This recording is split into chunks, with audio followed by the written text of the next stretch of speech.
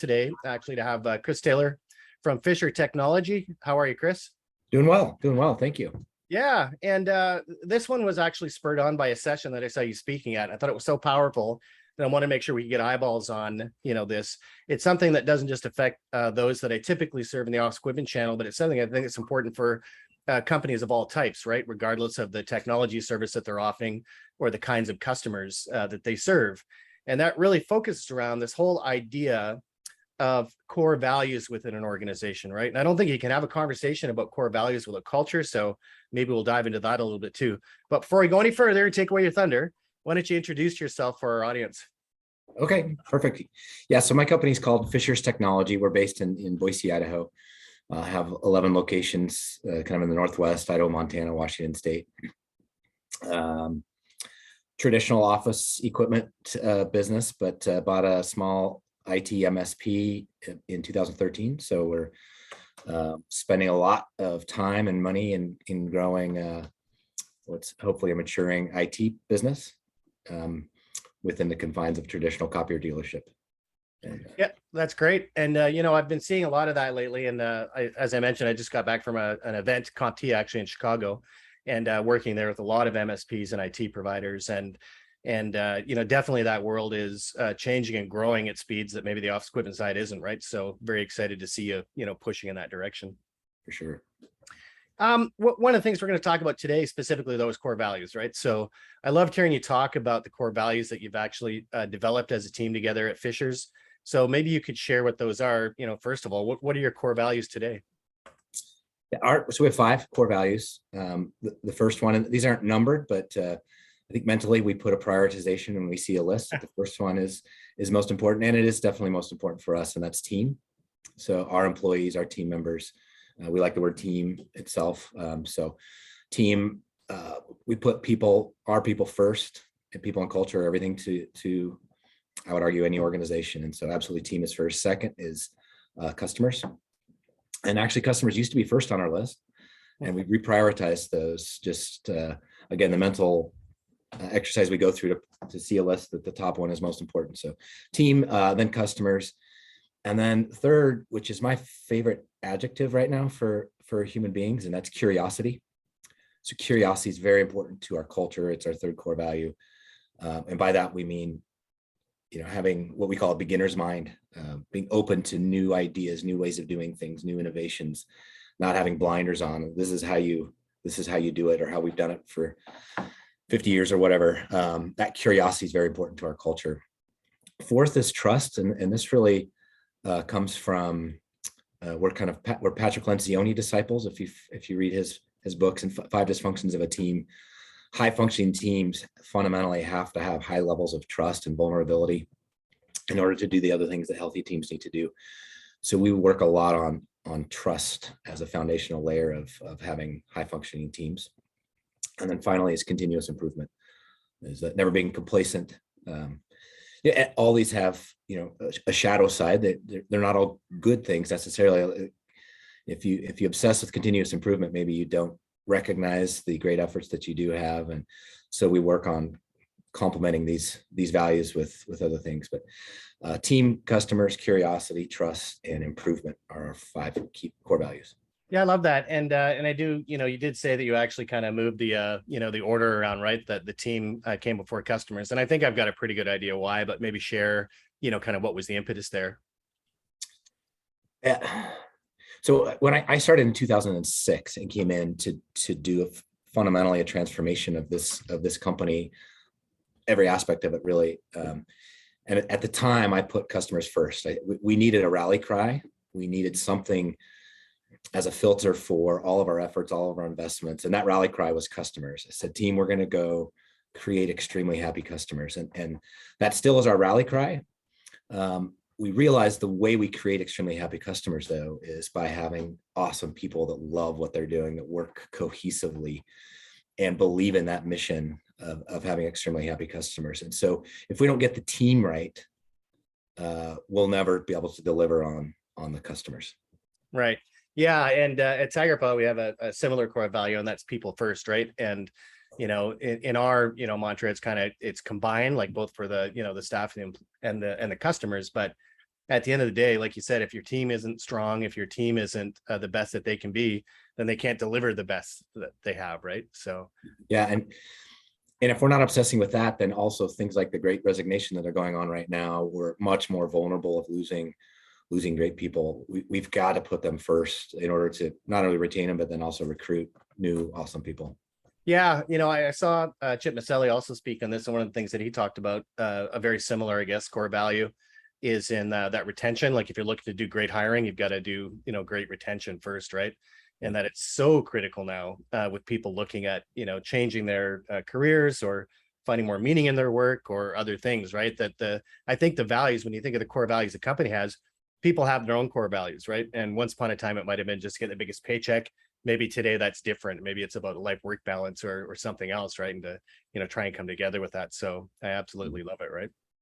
Um, the other thing that you mentioned there was this continuous improvement. I look at that as Kaizen. I remember doing some managed print assessments actually for Toyota back probably just over 10 years ago now.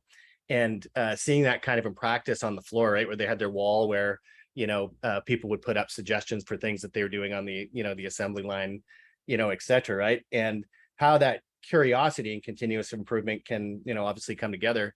And I would think that curiosity would lend yourself, as we were talking about, that you now have an MSPIT practice, that curiosity led to that, kind of diversification, right? So it really does kind of drive your efforts.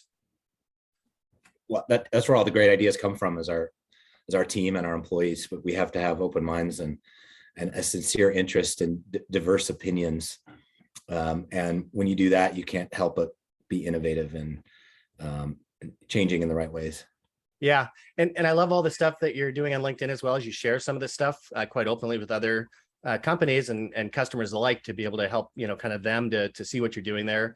And they might be able to use some of that to help themselves. Right. And certainly one of the things, maybe I'll move on to the next question, is that we've obviously lived in a very changed world, right? That, through the pandemic, like you said, the great resignation, this acceleration of remote work, which I've been doing, for almost 20 years, by the way, but for, the general public, it wasn't quite as common, right? Cloud everything. So moving away from sort of infrastructure based, sort of things like CapEx to OpEx, cloud-based solutions, everything in the cloud.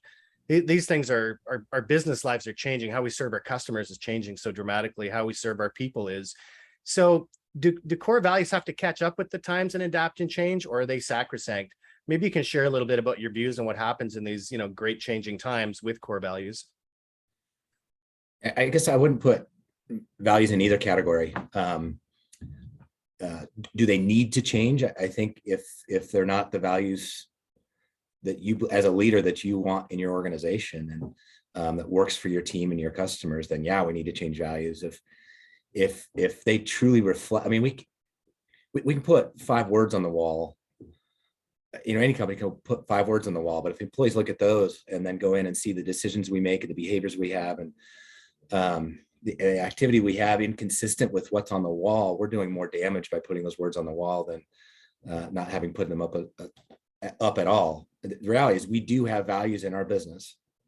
They may not be what we put on the wall. They may not be what we want in organizations, but again, the culture of the organization does adhere to some set of values, and you may not like them, right? So for us, our values, they've changed over time in terms of the wording itself to be maybe more reflective of us, or easier to consume and remember and follow. But I don't think they necessarily, as a result of changing times, if that truly is your culture, your values, you've captured it, you love it, your team loves it, it's working for you, I don't think changing times mean you change those values. That said, we have had to make changes in our organization as a result of changing times, not changing the values themselves, but how do we allow those values to manifest themselves? How do we reinforce those? So we've had to, with remote meetings like this, when we weren't able to come into the offices together, we were becoming disconnected. So we had to really amp up communication a lot, right? So reinforcing those same values, they didn't change, but reinforcing them over and over and over again. And when we give employee recognition awards, we're going to do it in alignment with our values. And I have a monthly hour-long meeting with the whole company, which 175 employees once a month, that's an expensive meeting. And I wouldn't change it for anything, because that's when we reinforce who we are and why we exist here. And I talk about those values throughout the whole meeting. Yeah, I'm giving data, that's the other piece. We've changed it to be much more transparent than we ever have been. Yeah. There's a lot of fear, uncertainty, and doubt. And when we don't provide information, most humans fill in those gaps with the worst possible story. Right. So being much more transparent in those communications as well has been a key transformation of us. Not a transformation of our value, but how do we communicate those values? We've amped up training. That's not necessarily a reflection of the times. I think it's a reflection of what, to your point, it may not be just a paycheck we need anymore. The team needs to see a cause that they believe in, and they need to see an organization that believes in them and invests in them and cares about them. And so we've done a lot of effort around increasing how much training we do, leadership training, job specific training, even training just on other skills people can use in their lives that may or may not have to do with our company, but investing in our employees through training. So those kinds of strategies, tactics, those things are different than before, but the values themselves are not at all different. I love it. Yeah, that values themselves are pretty, consistent, and that the way we deliver on those values, I think, is what I'm hearing. That might have to change sometimes to catch up with the times, but the values themselves, really, if it's a good reflection of the organization and the people, and it's driving you the way you want to go, then changing times are not a problem. Yeah. We did ask, though, we say, the values that we espouse today, is that reflective of the people that we're recruiting, the people that we want to recruit, reflective of our job today, which is a different business in IT and others than it is before. So we do challenge them to say, are they still relevant? First of all, reflective of us and who we truly are at our core, and are they still relevant to our team, or do we need to have a more intentional say, that's not reflective of us anymore, we do need to change? And then you just don't flip a light switch or change the word on the wall, right? Affecting cultural change is a long process, deliberate process. So we have gut checked the validity and relevance of our values to us, and we're not embarked. We love those 5 still, but we'll check in again. Yeah. I love this idea, though. It actually lends itself to your one core value, which is curiosity, right? So like you said, rechecking back and saying, hey, we're curious. Is this still us? Is this still what we do? Right. I love it. Yeah. It's one of your core values, actually feeds that whole process, right? And in fact, it was about 3 years ago when we had customer first, and we had this kind of evaluation, and someone on our team said, Chris, you keep talking about how important our team is, and Fisher's is great because of us. Why are we second on the list? Huh. And I said, yeah, we looked around, we said, absolutely. Why didn't we see that before? Yeah. So little shifts there, but nothing. That is who we are. Yeah, I love it. And like you said, it's not that the value changed, but that, like you said, that where it sits in a list definitely does drive that perception of prioritization, right? So really cool to see that. Yeah, the other thing you mentioned was this whole, thing about us having to do these virtual meetings, right? How, kind of normalized these have been. And I was actually speaking with another guest of mine for an interview that'll come out later, which is on basically meeting equity, right? That this idea that when we, care about our people, why do we send them home, with different camera equipment or different microphones, or, like this whole idea. And it spawned in me that there's this opportunity for, providers to have this kind of equity package, for their customers, right? To say, how many remote employees do you have? Here's the package we have for you to be able to, help them have the same meeting experience that, you have, in their office. So yeah, it's pretty neat. And again, that's that curiosity in me, is saying, where's the opportunity? How do we, use those things, right? But of course, as usual, I digress. And keeping myself back on track, one of the things that I'd like to ask you is that there's obviously a lot of companies out there that haven't developed sort of a series of core values. I know that people do develop vision and mission statements often, and then they kind of stop there, right? So this whole idea of the core values of the organizations may not be done, or they may be looking to, improve upon those, right? So when people are going through this exercise of looking to develop those core values, what kind of recommendations would you have for them, at least to get started in the right way? Yeah, for me, development of mission, vision, values, I've had a hard time figuring out what comes first. I find it's a very iterative process, because your mission, your why, and then your vision of what you do with that why, how you go execute on that why, and then the values that underpin all of that. Because the reason we care so much about this why is our values. That's kind of an iterative process, Right. that are heavily intertwined. In terms of development, if you will, or like, again, you don't develop values, they exist in your company. It's more about identifying the values and then saying, are those the values that work for us or not? The process we went through is we had a third-party consultant come in and interview lots of our team members, and developed, this is what your team thinks you are at the core. Huh. What a great idea. And came back with, and there's, folks trained to do that. And they came back with, at the time, they came back with 3 things. And so the nerve-wracking, some third party is going to tell you who you are, right? But it's based on our team, right? We loved them, but they came back with fun was the first one that came back. So for us now, that's manifested itself, or it's morphed into team, right? So that's all Sure. part of having a great team. But fun, customers, we've been hammering extremely happy customers, extremely happy customers, extremely happy customers. And then the sense of continuous improvement came back. And so that we liked them a lot. And so you can see how we've added in curiosity, and we've added in trust as a part of Lencioni's having healthy conflict, and all things that we need to do as a team to take advantage of our curiosity. We need to embrace diversity and other opinions. So trust is that foundational layer of healthy teams. We've added those in over time. But I would say you don't go develop them. You figure out who you are now. Scary process potentially, and then is that who you want to be, or do we need to embark in that hard work of changing our culture? And that, I gave a speech one time on this topic, and at the end Q&A, someone said, "Hey, yeah, so my boss, I was in HR and they just changed my title to culture. So my mission is to change the culture of the organization. Where should I start?" And I said, I wouldn't. Wow. It starts with your boss, the owner of the company, or the top of the organization has to drive, in my opinion, has to drive that culture. Because if someone else goes and drives it, and then the top leadership are making decisions inconsistent with those, or don't actually espouse those values themselves or that culture themselves, it's a failing mission.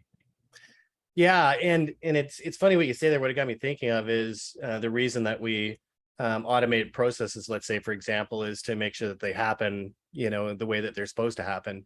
And if culture is going to be driven the way that it should, then it has to come, from the top, right? Because it has to be your thing. It has to be very natural, as opposed to forcing it into a shoe, right? Right. I really like what you said about getting someone externally to come in and have a look, right? Because there's nothing more eye-opening than when you go through that process of tell me what you see, right? I think I know, who I am, but you tell me what you see, right? And that's pretty cool. Yeah, really neat. Well, I could sit in my office here and say, hey, we're all about this, but where it happens is everywhere else in the organization, not here, right? Yeah. So those are the people we need to listen to. Of what do they feel day in and day out in the organization? How do they perceive the decisions that we make, and is that consistent with our values or not? So they're the ones who know who the culture is, right? Today. And especially as you put team at the top of the list, right? Yeah. Hey, listen, we're getting to that point in the interview. I call it the impossible question, right? And you might have already answered it with the, maybe getting outside help, but maybe there's another, piece of advice you can give for them, for dealers that are looking to do a better job of, kind of defining and living by their core values. What would you recommend for them? I guess that if I could pick one thing, one piece of advice, it would be, as a leader, be 100% consistent with those values. If you say we're all about team first, and then they see you treat team members poorly, or they see decisions that are not in alignment with that, we're not being consistent. We're tearing down our culture. So it would be, whatever your values are, however you define your culture, be 100% consistent to those values. And when I go work on our culture, which is pretty much how I view my job. I go back to the values as my own guideline to say, where do I think we can enhance our culture today within these values? Let's go work on that. Right. So one thing I would say is be consistent with values. And as a leader, you own the culture. It starts with you and it ends with you. Obsessed with it. Well, I love it. I can't thank you for, that advice, and that is words to live by, right? So live it, live it. And when they see that you're living it, then it's easier for everyone else to get on board with those values as well, right? Yeah. Hey, Chris, I cannot thank you enough for taking the time to do this interview. I'm excited to talk to you more in the future about how the technology business sort of changes, how the company moves in the world. And really happy for you guys that you are diversifying into those other technologies, and it'd be a lot of fun to watch that progress over the years. And I want to thank everybody that's tuned in as well. So for those that are watching, thank you. For those listening in, don't forget to subscribe and like this video if you can. And until next time, remember, always keep learning.